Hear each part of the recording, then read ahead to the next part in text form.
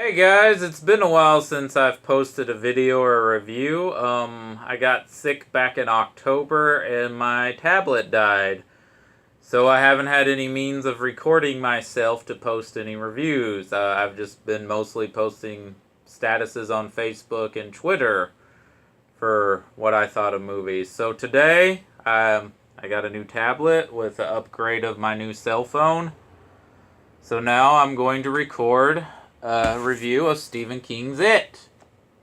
Now, for those of you who don't know, this book, and particularly the miniseries starring Tim Curry, was very infamous in my childhood. And many people have credited Stephen King for ruining clowns for everyone. Now, I'm not going to say Stephen King ruined clowns or is the reason people find clowns scary. I think Stephen King is just an incredibly gifted writer and a smart fellow who tapped into the fear that we as humans and children have of clowns. They can be creepy. And he used it to his advantage.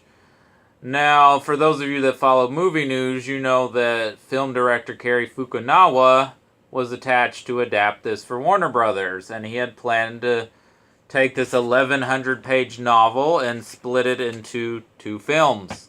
He would focus on one movie being about the children facing Pennywise, and then the second half as them coming back as adults to face Pennywise. At the time, Warner Brothers told him they couldn't finance two movies, and it wasn't going to happen. Lo and behold, a few years later, they approached the director of Mama, and it is adapted to the screen. And when the trailer was released, it was the most viewed trailer ever on YouTube. And a sequel is coming. And interesting enough, Cary Fukunaga is listed as a screenwriter for the film, so it looks like a portion of his original vision made it to the final product anyways. Now, if you don't know who Cary Fukunaga is, he was the director of The Beast of No Nation, the Idris Elba film that went straight to Netflix. He also directed the entire first season of True Detective. He has a very distinct visual style. I don't know if he's one of my favorite directors, but he's clearly more of an auteur than the gentleman who directed the film. The only other credit I know of this director was the horror film Mama, which is fine. It's a competently made horror film, but it's not anything to sing praises about. But lo and behold, I guess if the material is good, the film will end up being good. Because I think it is a good movie. In fact, it's probably the best Stephen King adaptation we've had in some time. Especially since just a month ago, we got The Dark Tower, and that was a huge financial and critical disaster. So let's talk about it. It's a well-made, atmospheric, moody film. It's creepy. It can be terrifying. I wouldn't necessarily call this movie scary, but the imagery and the cinematography and the visual look and tone of the movie is great. The casting of the children are great. You may recognize the young actor who plays Richie from the television series Stranger Things. And I think this was spot-on casting. It definitely has a great coming-of-age story that's mixed in with the horror and is definitely exactly what you want from Stephen King. And in fact, this movie definitely, even though I've read the book, seen the miniseries, knew where things were going, it was definitely more brutal and violent than I thought the movie would be.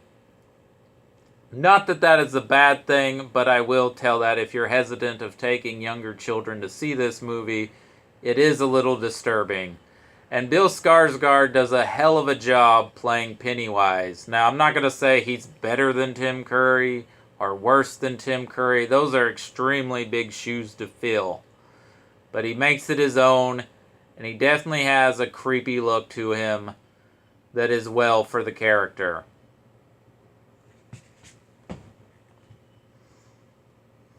There's very few things I didn't like about this movie. The only two complaints I have about this film is that I feel, one, there is a subplot that I'm not sure if it's in the book or not, but it was in the movie, and I felt like it was kind of just forced in there and really wasn't needed. And the other thing is, from beginning to end, this movie feels like a complete film. If you're not familiar with the material, you wouldn't know that there was going to be a sequel. So, spoiler alert, I hate doing spoilers, but in case you didn't know, there will be a sequel to it. It will focus on the main characters as adults. And the end of the movie says this. It says, It Chapter 1. And I feel like they didn't really need to do that. But I guess they wanted people to know that there's going to be a sequel to It. And so, there will be a sequel. And it will be about the characters as adults coming back to face Pennywise. If you're a Stephen King fan, if you're a horror film fan, definitely check this movie out.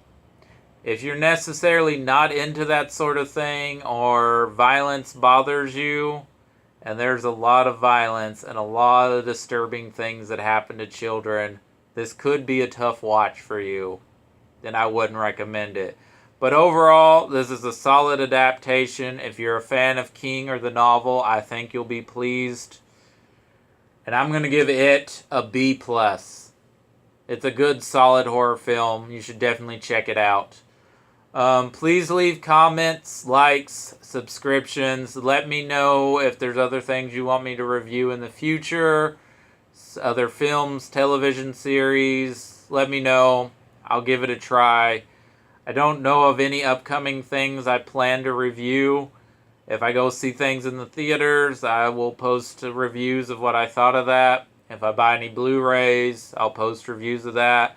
I might start getting into TV shows. I might do a filmmaker series or a series of films if I want to. I might even do a list of Stephen King adaptation reviews, maybe.